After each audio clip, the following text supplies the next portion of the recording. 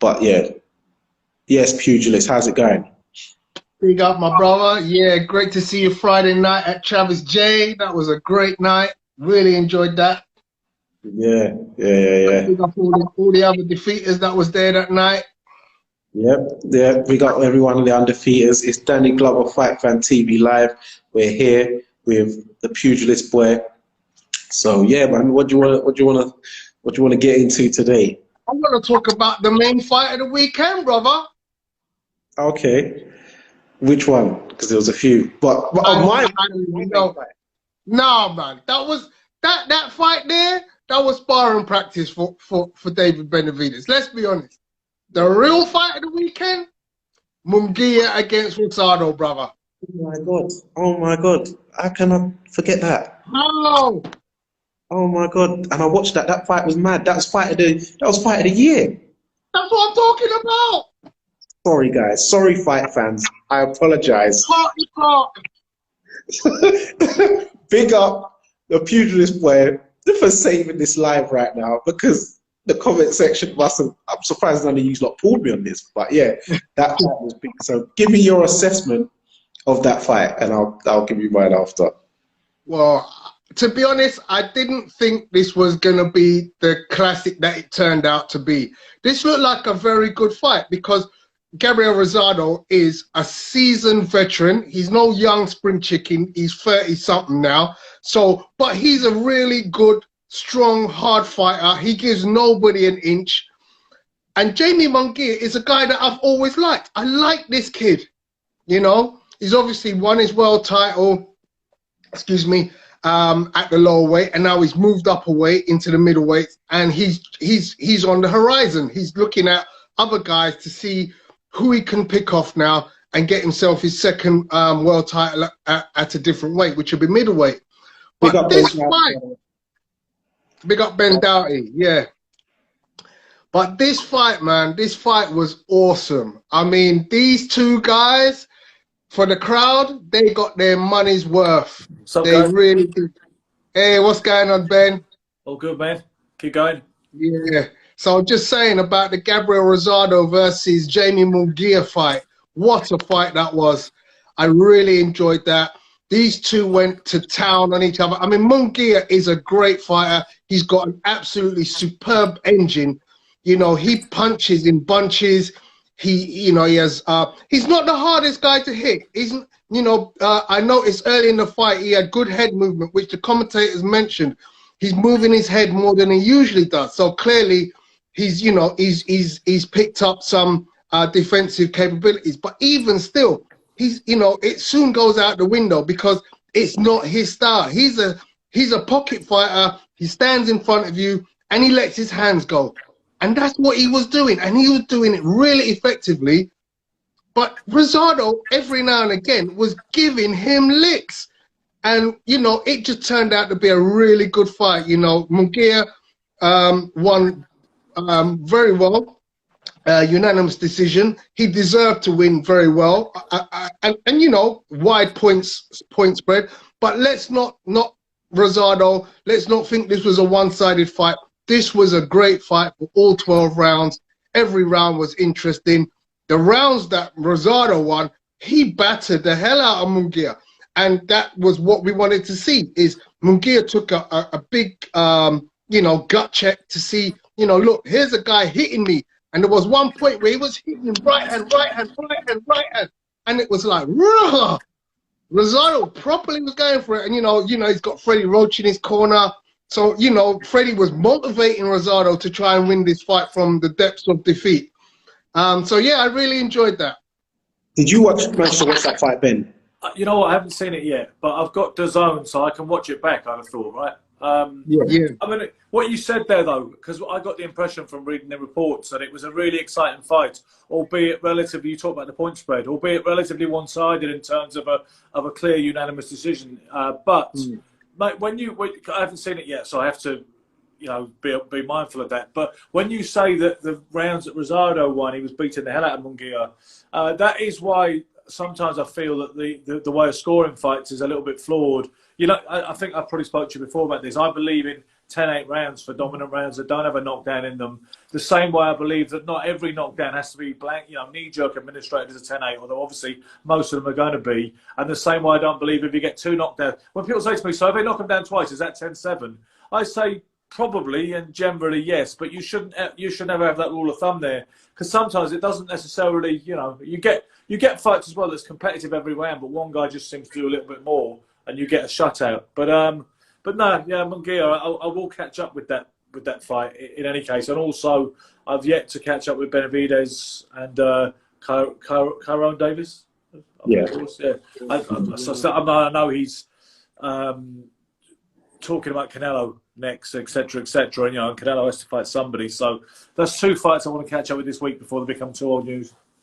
Yeah. I'm glad you're here, Ben, because Ben, you actually turned me on to a fighter this weekend that I had seen once before, but I didn't really pay much attention to, and that is Dante Dixon. Yeah, he looked great. He really did look.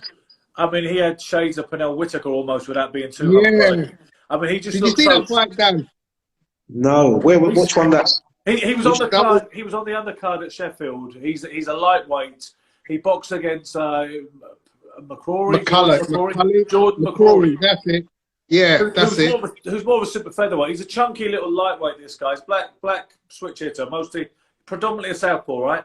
I believe. His first stance as a southpaw, and he was just great defensively. He had the blocks, the shoulder defense. I don't want to call it shoulder roll. It's so kind of like check hook, shoulder roll, blah blah blah. But I don't know about shades of Ali that Peter McDonough says, but he just looked a good puncher and a great boxer, great defense. I think, when you see, I've just been watching Wilfred Benitez against Harold Weston from 1977, the first fight, which was a draw, the first blemish on Benitez's record. And what I realised, I'm doing a lot of study because I'm writing the Benitez book as I go and trying to relive some of these moments, or not relive them, live them for the first time.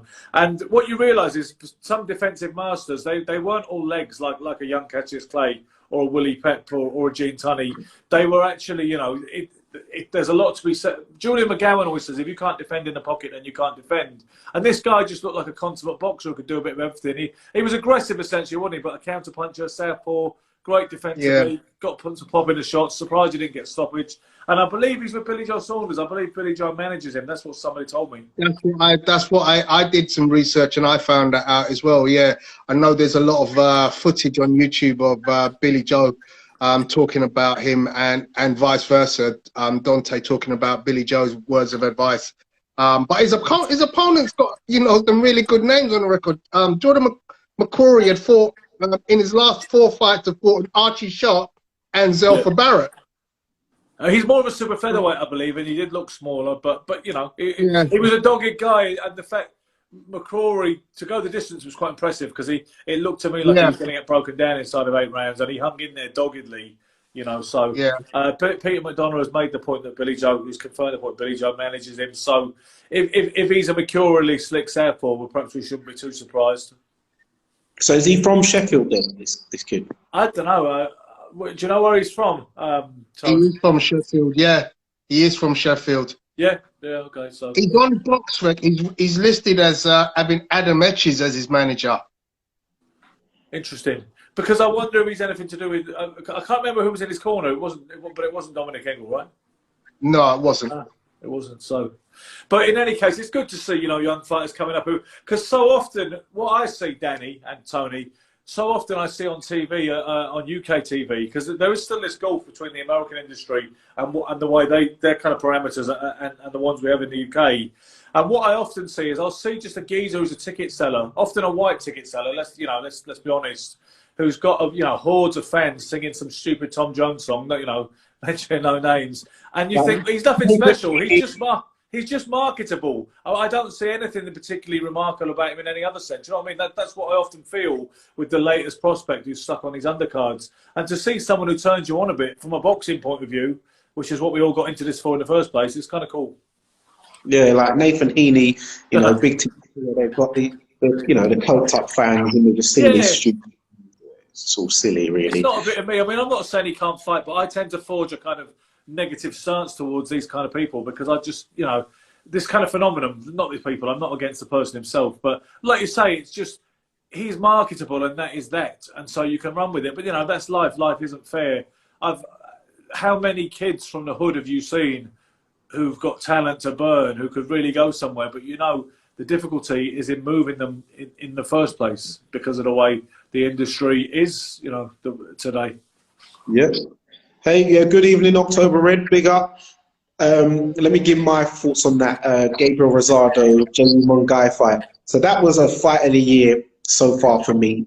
Some great rounds, as you say. The rounds that Rosado won, he won big. So it was, even though the scorecards was definitely unanimous, it didn't tell the story of the fight. And there was even a round where I had a bit of a discrepancy with the ref, because when Gabriel Rosado was pummeling Munguia in the 10th round in the corner, and then all of a sudden Jack Reese is like, watch for the bell. That, you know, they did the 10-second clap, and Rosado's onto him. Munguia's in trouble. All of a sudden, Jack Reese has pulled Rosado off, and even the commentators are like, what's he doing? Then he's like, and then the bell goes afterwards, and then the ref's telling Rosado off like he wants to deduct points, going, that's bullshit, what are you doing? I'm thinking, hold on, you've pushed the bell went to try and save Munguia, who was in a lot of trouble getting his head snapped back.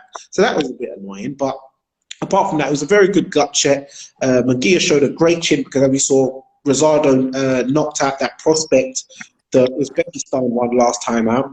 And even last year, during the behind closed doors, I had him winning against Danny Jacobs. I thought he got up there on the cards there. So Gabriel Rosado is 35 years old, veteran, but he seems to be in the form of his life career-wise. So it seems he's getting a bit like fine wine. And you know, it's a great Puerto Rico versus Mexican fight. It always brings out a bit an extra 10% in fighters. Yeah, for sure. I see we've got Eric Guy on the line there, so we'll say hello to him.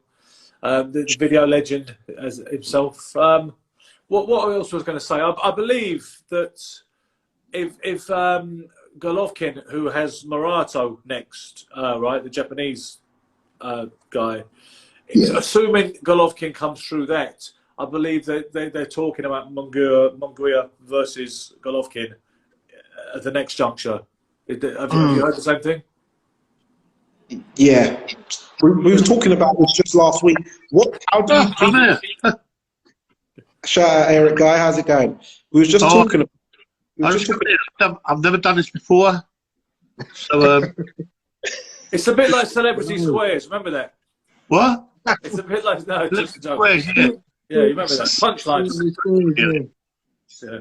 So yeah, we was talking about this just last week, me and Tony, about how do you feel about the trilogy of Canelo versus Triple G being a few years, and it seems some people say Golovkin's on the descendancy where Canelo's definitely making him up to. I think so. I mean, I think it's not hot anymore, that idea for me, and I do think Canelo does appear to be his absolute prime at the minute, and Golovkin looks like he lost a few steps, which is not surprising. I mean, I bet he's got to be 37 thereabouts, and I just think when you see him fight that, what was his name, Devoranchenko, which was already 2 years ago, I believe. It was a good fight, he's still a very, very good fighter, but it just looked like he lost a few steps, a little bit of wear and tear. And Canelo is and it doesn't help with it doesn't help with the inactivity that Golovkin's had over the last year or two now as well. I think he suffers because he needs to be an active fighter. But my point to Danny last week was that for a guy who's at that stage of his career, it's important for him to get this fight sooner than later. And I wouldn't write him off, because he knows what he did wrong in the second fight. So what Golovkin does? Yeah. Since he's here, let's get Eric's view on it. The second Golovkin Canelo fight, do you watch it, right, Eric? Oh, bloody hell. I don't watch any boxing. I do boxing every day. So, so you don't watch it for fun? I just joined. It's new for me. Okay, what needs to happen here, I would suggest, is that when you have a burning desire to speak on whatever we're going to bet back and forth, just interject, give us like a hand signal, and we'll give you the floor.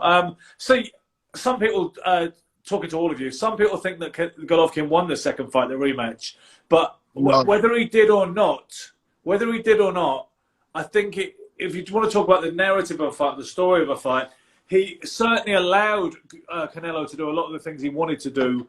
And you can understand when you talk about what he did wrong, he understands what he did wrong. I think he definitely helped, fed into a situation that led to Canelo winning. And Canelo obviously has always been pretty heavily favoured on the scorecards in any case traditionally. So what do you think? What does he think he did wrong then, Tony? So I mean, you look at the two first fights, and you look, and he definitely did all he had to do for the first fight. Now Canelo made some changes for the second fight, which worked. Golovkin, now you got to say, I now need to reverse those changes. Yeah, and that's what he didn't get the opportunity to do, because basically what you did was you came into the second fight thinking, I just have to do the same thing I did in the first fight, which was wrong, because Canelo changed his game, and those changes were the effective things that made the fight go his way. So Golovkin now has got 2 fights in his locker that he can say, I know I could beat this guy. However, on the second fight, he came with a different strategy, and I made him look good. So I have to do something now to make the difference in the third fight. Because this, to me... He won the first fight out of sight, let's be honest. Yeah. He won the first fight out of sight. There's nothing he could have done about that. Yeah. They took it away from him, okay? But yeah, Canelo does appear to be a different animal now than he was in 2017 even. I mean, that but I'm going to put a caveat in here, Ben. My caveat here with Canelo is he getting arrogant? Because to me... complacent? Yes, the performance against Caleb Plant shows me complacency. Yeah, maybe. I mean, did you see that, Danny? Yeah, but I saw in an interview just before on Fight Week where somebody said, do you think that you're starting to believe in your power too much? He goes, yeah, I am. I love the power. Yeah, I've got the power. So that's why he seems to not really care about losing rounds, because he seems to always have that who can hit you and sort of break you, which he's done to Billy Joe, he's done to a couple of fighters. And also, even with the Golovkin thing, I think the problem is where, if you saw in that last fight with Derek Chenko, who got hurt to the body. Now, we know Canelo is a specialist in body shots, so that will be a very big factor, I think, in the trilogy. But this is why I would prefer to see someone with youthful arrogance like Canelo does, but even obviously he's a lot younger, in David Benavidez fight Canelo, because he's not going to be scared of Canelo like Callum Smith did on retreat mode, just tucking up, trying to look for a shit catch counter. You had Caleb Plant on the retreat. Billy Joe asking for a massive ring, so his game was on the retreat. Anthony Yildirim was just a tuck-up turtle punch bag. So you need somebody who's actually going to stick it on him, because no one's actually stuck it to Canelo since Triple G, effectively. Even Kovalev was very laboured, and he was not... Kovalev, there was something wrong with him that night. I don't know what was going on, but that wasn't Kovalev. Yeah, there was no crusher mode involved in what he was doing. I mean, that was ludicrously apologetic, to the point that to me looked like somebody, like you said to a journeyman, right? I want you to go out and do what you usually do, right? Only could you just throw loads of punches, but please don't hit him on the head or body or anything. But could you throw your arms a lot so it looks like you're busy as fuck? But basically, just take the piss, yeah? Well, let's be honest, Kovalev was in that fight. Kovalev was in that fight. So even despite the fact that he doesn't look like he's bringing the crusher in the game, he's very much in that fight, halfway through that fight. I didn't think so, Tony. Some people had Kovalev ahead, and I didn't have him ahead at all. I didn't have him ahead, but he was in the fight. Canelo wasn't doing much, but he was walking him down. He was blocking everything, and blocking and slipping everything, and landing what shots were there. You know, what shots were landed. I think really. I mean, Kovalev was just so ineffectual. It just looked like, I don't know what to say about it really, other than the fact that, I mean, there's rumours that he's has struggled with alcoholism, and had various things going on, and just needed the payday. He just fought Yard, and Yard, as much as there was a class gap between him and Anthony Yard, he came dangerously close to getting stopped by Yard in that 8th round, and then he gets offered the fight with Canelo, and didn't really appear to be in any real space, mentally or physically, to do himself justice. It seemed really. I know what you're saying, that he was. I just didn't. it didn't look to me like he was ever going to win the fight. Yeah, because it was like 6 or 7 weeks after the yard fight, so you know, tough fight, tough camp. As we know, he's been known to like the Russian vodka a lot, so Russian vodka. No big man in 168 or 175 has big man Canelo yet. Even what's his name? The other Liverpudlian guy, the other Scouser. Callum Smith. No, not Callum Smith. The one Rocky Fielding. Rocky Fielding. Yeah, another big guy who was just, come on, another big guy doing nothing. So what? There's been no big man in Canelo yet. To be fair, Rocky Fielding had all the kind of prospects of me and Eric turning up for a L'Oreal advert. Throw yourself in that too. Yeah, it's just like no one. I know David. I'm just listening. I can't believe all this. I'm just listening. Sorry, but. We should do a bit at the end, by the way. We'll keep it running, but we should do a bit at the end where we ask Eric a few things about his own time in boxing, because shooting back to ask me questions. In the previous era, before all this was possible, he's kicked it with Muhammad Ali and Johnny Cash and all sorts. So maybe we'll have a little section in the next. Go on, ask me questions. Ask me any questions. Answer this once.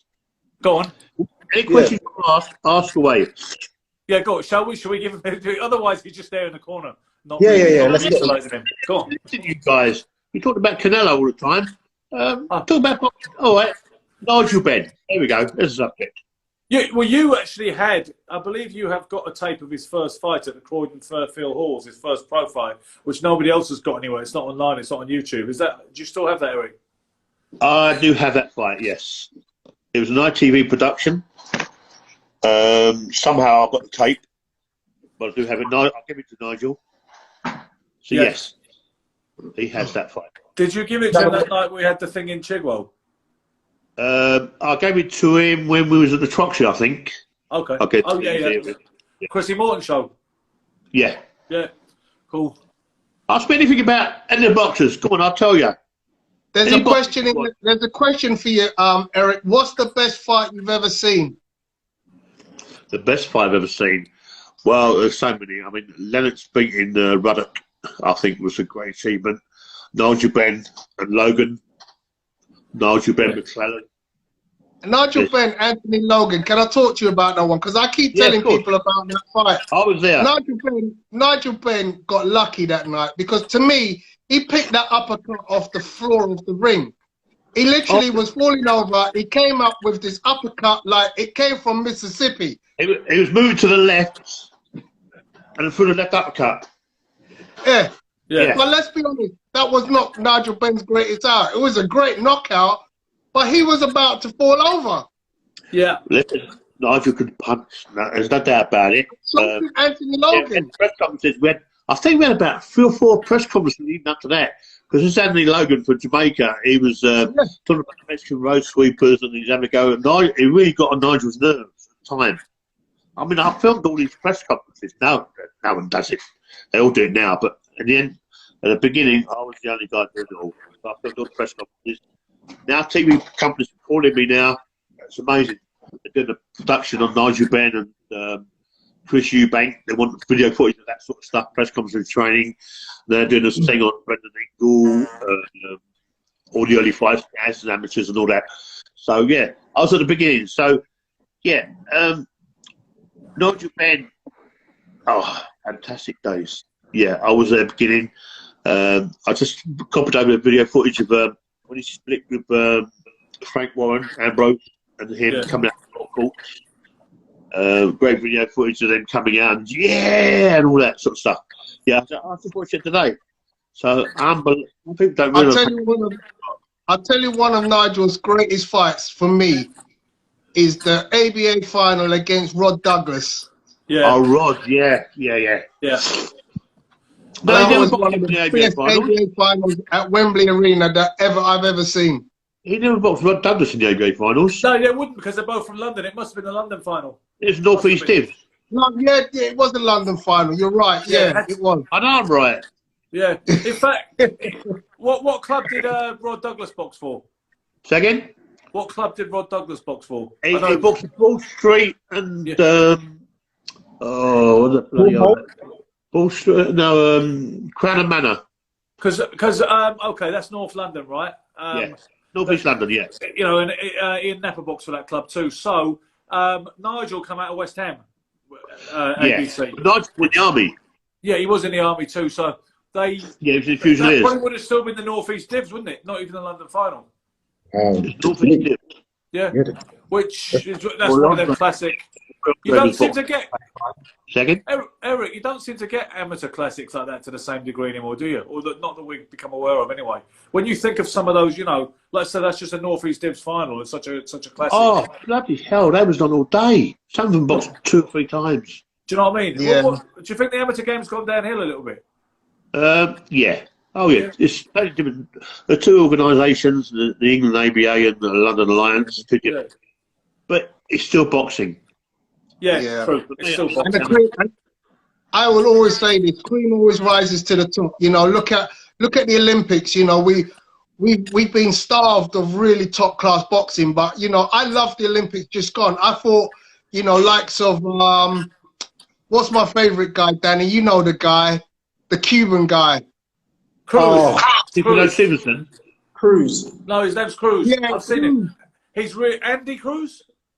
And he fought Keyshawn Davis in the final. He's really good. I mean, he's super good. He's beautiful. He's a beautiful boxer. Yeah. And I always say the cream rises, and that was one fight where I actually went. The cream that was rises the in cream. the amateurs. It doesn't necessarily rise in the pros because it's too fucking. So ask me questions about the things that I've been involved with. And yeah. Sorry about that.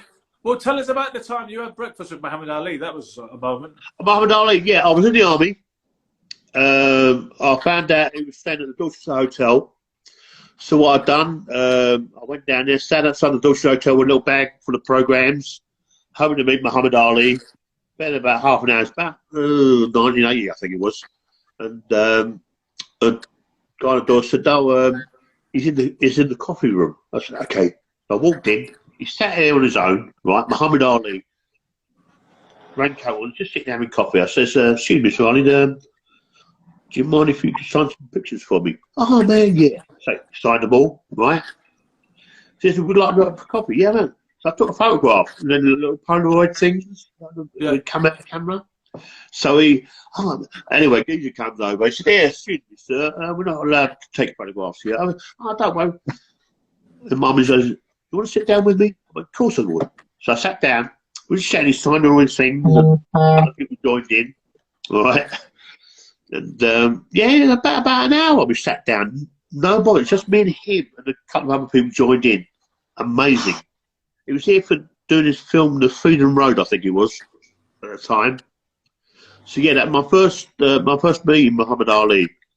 So, yeah, he signed a couple of Ring magazines and all that. I don't even know where they are. I mean, they're worth a few quid. But yeah, anyway, next day, he said, you can come to the filming. You can come to the premiere of Freedom Road if you want. I went, oh, anyway, I rang the Dorchester Hotel. I know what room number he was, right? Because if you ring Muhammad Ali, and then room 218, whatever it is, called in. Muhammad Ali answered the phone, right? I said, Muhammad, it's Eric. I can make you yesterday for the army, the boxing thing. Oh, man. He said, look, I'm really sorry. I'd love to go, but I'm on duty, so I'd really love to come. Oh, and all that shit. We had a little chat. I can't remember what the thing was. I actually got through to him on the fucking phone. Muhammad Ali. Talking to him on the phone. Fantastic. You know, I wish I had on film, obviously. Yeah, can't do it. But, yeah, that's the first meeting with Muhammad Ali. And it's probably one of my greatest experiences. I wrote about a story in an army book. Eric meets Ali. Yeah, it's fantastic. One of my greatest experiences. Obviously, I met Muhammad Ali after that a few more times. But that was my greatest experience, meeting Muhammad Ali. Yeah. Yeah. Okay. So, what would you say was your favourite amateur fight you've seen, which you've been in attendance to? Amateur fight? Oh, bloody hell, so many.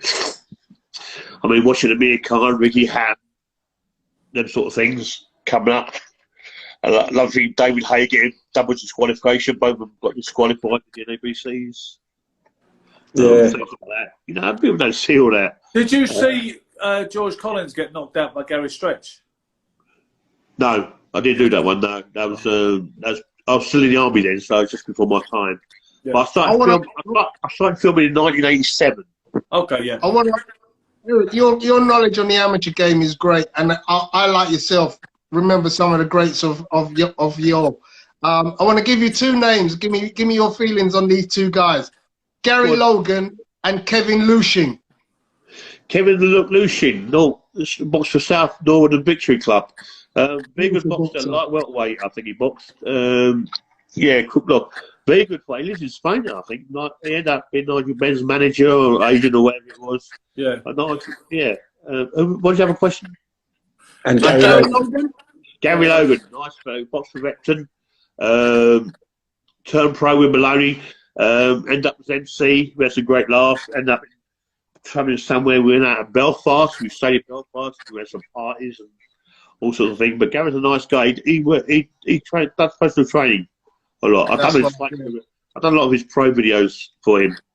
Yeah. Yeah. Right. So did you have the Bobby Ward versus Amir Khan? Yes. Because that was the last. I think Bobby Ward a little while back. I think it was a boxing show. And Amir Khan, yeah, they boxed in the schoolboy finals or an NBC schoolboy finals or junior ABS. I can't remember what it was. 34 kilos or 54 kilos. Yeah, he beat 1 point. Yeah, I think it was the NABCs, class. I won the NABC finals. I took Bobby Ward on the pads once at Repton when he'd already packed it in, but he just came down for a workout one evening when the seniors were training. And I said to him, because I was aware that he's the last English guy, like you said, to beat Amir Khan. And he's only young still. And I asked why he packed it in or why he didn't want to do it anymore. And he just said, it's not in me anymore, But, who's that, Bobby Ward? Yeah, he said, it's not in me anymore, which, I understand what he means. His brother Martin Ward is a great fighter, great pro. Yeah, absolutely. But Johnny Ward, Eric, was undefeated. He was something like 36-0 as an amateur. Then he just packed it in as well. He just didn't stop boxing, like the travellers do sometimes. Like Billy's brother. Billy Joe's brother. Tom is his name, Tom Saunders. Billy Joe Saunders, yeah. They both won schoolboys on the same day. Yeah, great fight. I actually found Your Call, Billy Joe Saunders, it was a show. I can't remember what show it was. It might have been a Repton show. But it's a supporting bout. Billy Joe Saunders won about 11, I think. And I filmed him. Yeah, he's got the video. Done the video for that. I've done a few videos for him. He actually helped me out because obviously I don't work anymore. I suffer mental problems. Unfortunately, I suffer from post-traumatic stress disorder. Ex-serviceman. I'm an army veteran, and I do suffer mental problems. So I'm not as cheerful as I used to be. All right, it's just one of the things with me. So bear with me. But once you start connecting with boxing stuff, it boosts me up. I suffer depression, anxiety. Talking like this, ask me questions. I love it. Well, here's a good question. Here's a good question, Eric. Seeing as you've got Tony Cox, Danny Wright, and Ben Doughty on the live, can you name us your favourite fight or a standout fight from all three of us, which you would have filmed at one point? All three of you? No. He's only filmed like 2 of mine. I remember good fights. Yeah, he's only filmed 2 of mine, I think, that I'm aware of. I probably filmed you in the Northwest Dibs, the Brent Channel or whatever it was, wasn't it? You did, yeah. Ben, yeah. You did. I lost anyway, so. Eric, he filmed. You filmed my day. Ben was in the opposite corner. When I boxed charity 2 years ago, when I was diagnosed with diabetes, I decided to box for charity. And Chrissy Morton said, "Oh yeah, we'll have you on there." And I decided to fight. I run Julius Francis up. So, Julius, you want to do this thing, exhibition like for charity for diabetes? Yeah, of course you can. Anyway, I put it up. Anyway, next thing, Gary James was in Scotland. I couldn't done if he don't fight. I went, brilliant. Anyway, ran Robert Smith in the ball. So Gary Jacobs wants to do an exhibition. Is that all right? No, he's a board official. He can't do it. Oh, me. You sure? Anyway, I had a plan. George Foreman boxed 5 guys one night in Toronto. 5 fighters. Yeah, he did. And my plan was to fight 5 champions in one night. And that's what I did. And I'm all lined up. Mackenzie, spoke to Duke, yeah, here, turn up, great. Jason Matthews, yeah, I'll do it, great. Glenn Catley, no problem. Johnny Nelson, I'll be there. Julius Fonzie, yeah. 2 for the fight. Jason Matthews pulled out. Personal problem, I understand there. But yeah, I ended up fighting 4 champions in one night. Ben was in the opposite corner. Yeah. Warming up. I'm warming up. Ben suddenly with his little camera. Hey, someone asked you a question about left hook or whatever. Oh no, Ben, I just want to warm up. What are you doing with me? But yeah. That was the old palm down, palm facing argument. What? That was the old palm down, palm facing argument. But Ben, I'm in the changing room with these champions. We're trying to work out, warm up. You're trying to do something about a left hook. Shouldn't have been there. All right. No, seriously. Ben's favourite subject. Get out of the way. Ben will bring that up with anyone. To be fair, it was very remiss of me, trying to trivialise such a serious occasion. It was. Getting ready, right?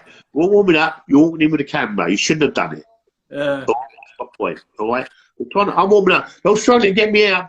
Well, must get out. Bloody, I haven't even warmed up. But anyway, it was a great fight. Guys turned up. We had a bit of fun. The only one that hurt me was Glenn Catley. He threw a shot, and I thought, fuck me, I'll get a move here. But the only one. But listen, it was great. I made history. I boxed 4 champions in one night. For diabetes, I was 61 years of age. There's a picture of us in Boxing News as well later on. Yeah, got put in there. Yeah, they've done it. First time any a white collar. I've managed to crop it so it just looks like I'm with the champions. I'm only joking. I was joking. I said I've managed to crop it so it looks like I'm just with the champions. Oh, okay. Yeah, Horace Douglas was in my corner. Yeah. Because I had a couple of unlicensed fights in '96. And Horace Knight always in my corner. Always have Horace Knight in my corner. Really? So Horace always did your corner in the unlicensed fights? Everything, yeah. Interesting. I didn't know that. I filmed his wedding. I've been friends with Horace. Great man. We're still in contact. I still in contact with loads of boxers, all friends. I talk to them every day, but it's between me and them, Yeah.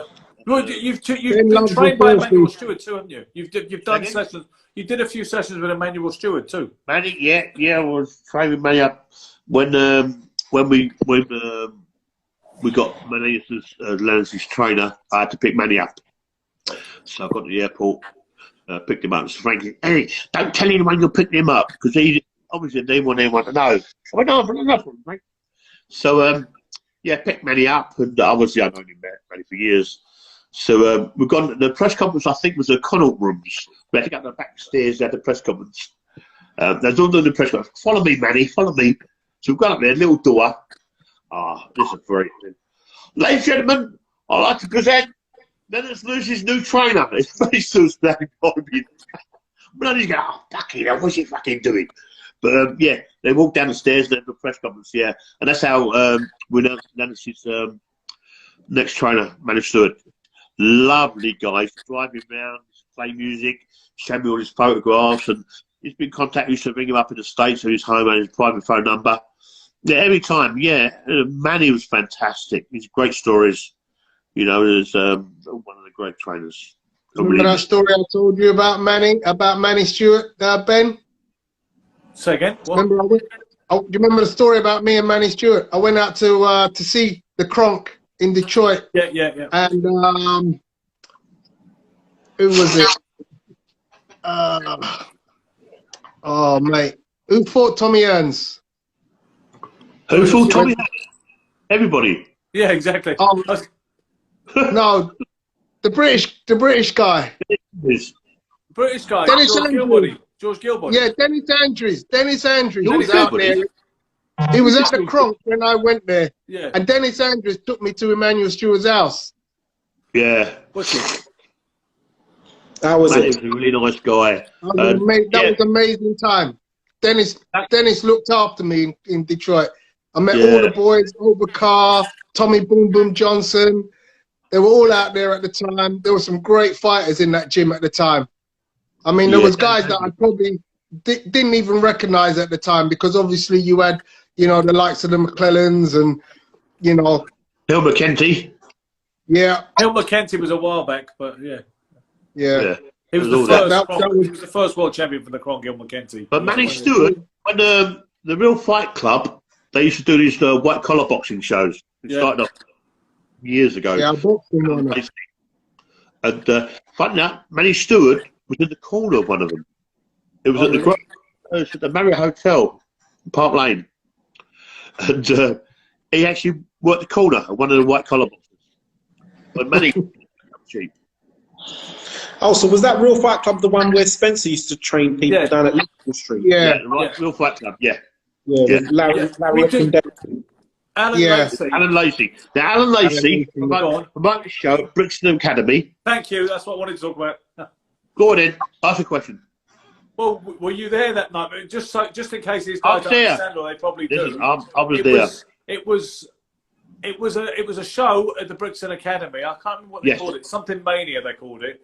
And it was Ambrose and Alan Lacey collaborated on it. It was Alan Lacey's launch into the bigger world of professional boxing. He had a promoter's license and all that. And then there was a bit of a trouble. The show was beset with problems. One was that John Mugabe was apparently his license had lapsed, they said. Yeah. So he just had to do an exhibition instead with Andy Wright instead of it being a proper fight. Gary Stretch and Curtin Lang were also on the bill. Long story short, it looked like the coffers didn't stretch enough to pay most of the fighters and officials on the bill, so they say. So Alan Lacey is supposed to have faked a heart attack before escaping through the gents' toilet's window, and it was all just a bit of a kerfuffle, wasn't it, Eric? Oh right, okay. Go on. So the story. Right, I've done all the press conferences leading up to all that. So the fight night. So anyway, Mugabe was going to box Andy. Anyway, he failed his eye test, so the fight could be made. And Ambrose is going mad. Oh, anyway, Simon Block's here. So I said to Ambrose, listen, I said, Mugabe can actually do an exhibition fight.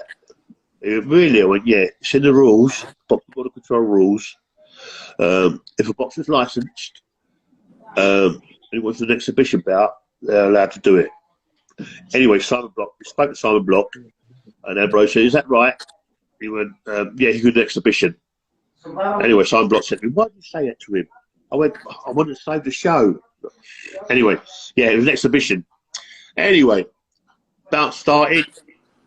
I don't think Mugabe understood the word exhibition. No. He started the grey-haired referee. Larry O'Connell. Who? Larry O'Connell. Larry O'Connell was the referee. And they started throwing punches. Andy Wright thought, I better throw a few punches here. You don't mess with Mugabe. You see, we don't mess with Mugabe. Anyway, started punching. Stop it. Anyway, stopped in the second round.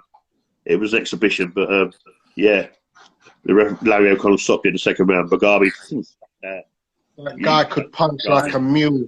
Yeah. Oh shit! Yeah. And did you see? Were you privy to the kind of commotion afterwards about where the plots had gone and where was the money? Yeah. What happened? Alan Lacey had gone. Everyone had gone. Went up to the office. The big briefcase there with tickets and money. So I rang Ambrose up. I bet no one recording this, are they? No, no one's recording it. This is all just a really private conversation. Right. Yeah, so I found all the money in checks. So I rang Ambrose up.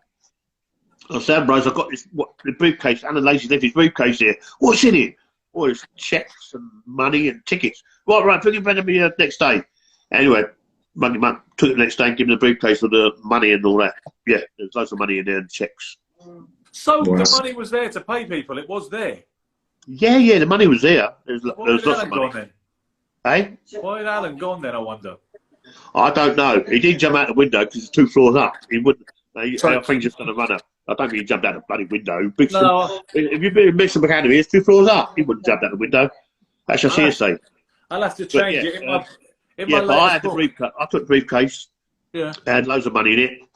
Really? I'm sure I kept a few notes. Yeah. As you do.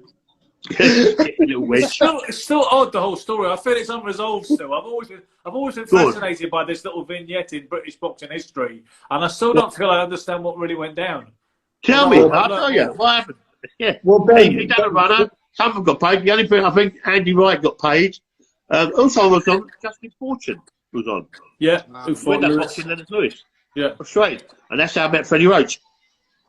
Wicked. Another story. so Ben, you've got to change your book now because the annals of history. Yeah. One sec. It says here. I remember what you speak. The way it says here. Yeah, Justin This is how Fortune. the chapter starts, right? It says. Second. Hang on, but where are we? I'm just looking I at don't the need way looking I've book. described it. Yeah. Ben, I don't need looking books. I don't remember. I was there. Okay, here you go. Look, the first line, right, of the chapter 11 called Hard Knocks for Life. It says Alan Lacey was a ducker. Alan Lacey was a ducker and diver, but had also been known to jump out of windows when the occasion demanded. So I'm going to have to change that. Yeah. I wrote that. Huh? This is What? This is Ben's. You. This is the third instalment of my autobiography. Not to be ostentatious. You wrote it. Me. But how do you know you come out of it? You weren't there. Of course not. But I'm not describing it in the Well, first person. Come out of the window. Hey, If you wrote guy jumping out a window, it didn't fucking happen. No, okay. Well, that's what I'm saying. That's what I'm saying. Obviously, it's Oh, not no, but if you write a book, What have you started, Dan? What have you started? Ben, listen. I was We've there. diverted off our The subject. stories I tell because I was there. Yeah. What year was this? What year was this? This was like 1993, yeah, I believe. What did it say? Until The press conference we had at Chapel Market, some restaurant. 1993, the summer of 1993. Yeah. Yeah. I was only 7 years old. Yeah. I was only, Dick I was Goodwin was on. Ross Howe was on. Yeah. I've read it all. And all his dancers. Yeah, it saved the show. Yeah, but he Wow. did jump out of the window.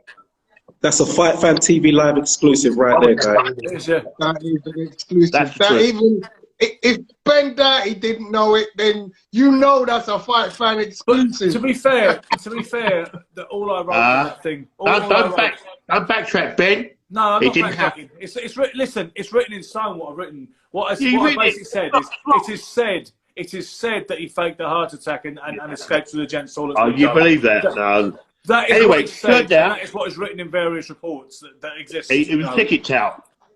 Huh? It was a ticket tout, Alan Lacey. Done a load of tickets. These are VIPs. Anyway, coming from that, Alan Lacey, what's that group? The big rock group from the 70s. Rock and roll group. Oh. AC/DC?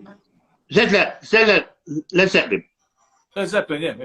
Right. Anyway, they had a concert at the O2, that comeback concert for Ahmet thingy. A big thing, the only one-off concert at the O2. I had some competition for win tickets, right? A couple of days later, they rang me up. Oh, you won tickets for the Led Zeppelin concert at the O2. Oh, I didn't know. Oh, okay then. Brilliant. Rang me mate up, said, I won tickets. You want them? No, I'm in Egypt. I can't go. Anyway, rang Alan Lacey up. He said, yeah, I'll get how much you want? I said, how much you want? Oh, I'll get about 500-600 quid. Bar. Went there, got tickets. You have to have wristbands as well, go with it. They give you 2 tickets, 2 wristbands. Oh, yeah, I'll put it on. Yeah, no problem. Walk away. You sure? I'm a Cockney geezer. I know how to shuffle. Anyway, turned out 800 quid cash. Sold 2 tickets for Alan Lacey. Yeah. 2 tickets for Led Zeppelin at the O2. But Alan Lacey put on the white collar shows. Yeah, he was made a few quid on that. Yeah, well, Alan was the first guy to start the whole white collar thing, as far as I'm aware. Yeah, the white collar, the real fight club, he called it. Yeah. Yeah. Him and Spencer involved. Yeah. Yeah. You put them on Kensington somewhere and other places. Yeah, Kensington Hall, where he did the Hard Knock for Life. So that was where Junior Saeed made his pro debut when he came in on a Moped. this kind of Yeah. on this hoverboard type thing, and he did a few shows at York Hall as well, featuring the likes of Choi, Tony Salem, the Lick, what was his name? Nathan Graham. Graham, Yeah. Adnan, the Sheffield guy who beat him, he was really good mover. Good show down there. Yeah. It's a shame in a way Spencer's not still doing that, but I guess. Do you remember Adil Anwar? Yeah, yeah. Well, Yeah. Adil Anwar, as well as losing to Darren Hamilton, you know, in Darren's second defence of the light welterweight title, British title.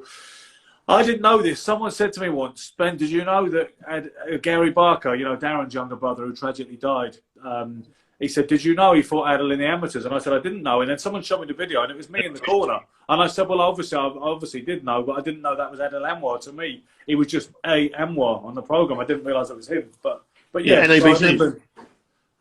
Say again, Eric? It's NABC's. What Gary and...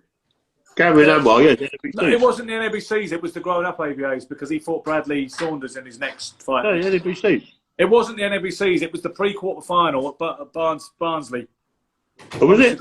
I was in the corner. I'm pulling rank with it. I was there vibe now, this time. I've got it on film. Yeah. You know that pre-quarters at Barnsley?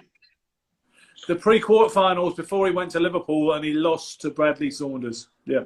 Oh, okay. Yeah, because I remember Gary Barker in the ABAs that year when he fought in the Crystal Palace Sports Centre. Yeah, beat Danny Davis. Yeah, and he used to do this thing with his trunks a lot, where he's like this. Yeah.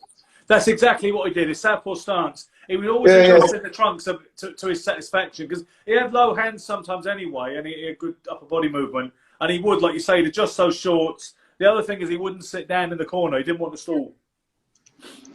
Yeah, see, there you go. I think I took the photographs because Repton had a show the night after the Scotland show at the Prince Regent. Yeah. And Gary that was there. I took photos in the ring. Frank Bruno was there. And then next day we found out he died in a car crash. I was with him a day before that show as well, because we went to Edinburgh. Repton went on a trip to Edinburgh. Yes. We went to a trip to Edinburgh for the Friday night. I'm guessing, we went there Friday, boxed on the Friday night, stayed on the Friday night, went clubbing.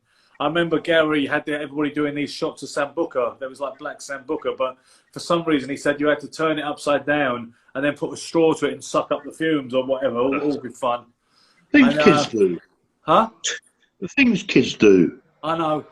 I was still doing it then as well, but I remember, you know what? Him and a fella called Ricky Beasley, who's a good guy who trains the kids at Rosehill now and could have had a good career if he didn't get sidelined, did a long sentence. Him and Gary stayed out all night. They come in at 6 in the morning to the Edinburgh hotel. They just had time for breakfast. They hadn't been to bed, and that was the thing, because then Gary went home. We got a flight home back to Heathrow, I think it was, and then he went straight to the show at the Prince Regent that night. And then rather than go to sleep still, he's been up since Friday night. He tries to drive in the early hours of Sunday morning to go and see his girlfriend.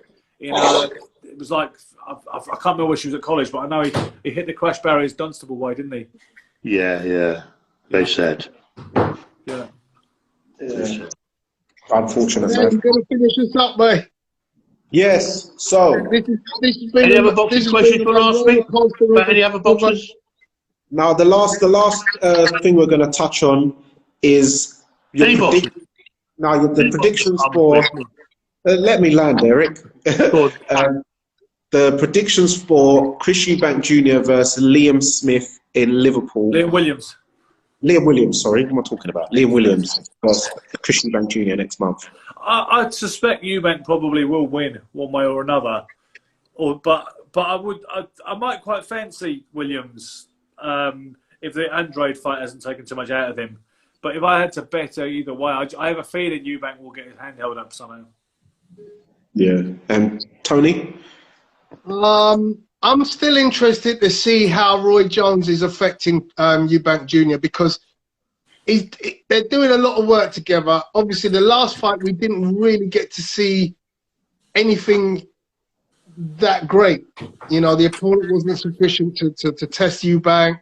And I think he's the kind of fighter that at this stage in his career is going to revert to type. So I'm very interested in. I like the kid. I think he's got, you know, I like that he's dedicated to the sport. He's, you know, a true warrior. I think he will fight anybody anywhere, but I just think he's been badly moved in terms of the way his career has been sort of landed. I expect him to beat Williamson.